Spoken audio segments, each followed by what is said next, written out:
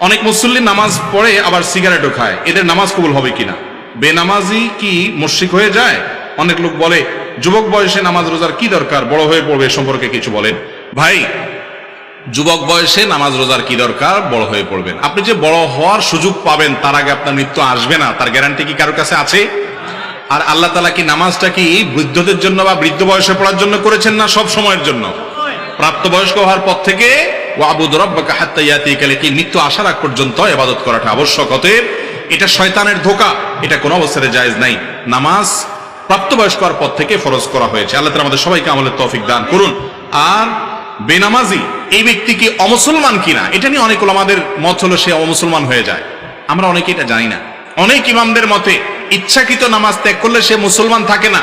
নবী করিম সাল্লাল্লাহু আলাইহি ওয়াসাল্লাম বলেছেন, বাইনার রাজুলি ওয়াশ শিরকি ওয়াল কুফরে তারকুস সালাত। একজন ব্যক্তির মাঝে শিরক এবং কুফরের পার্থক্যের ব্যবধান হলো নামাজ ত্যাগ।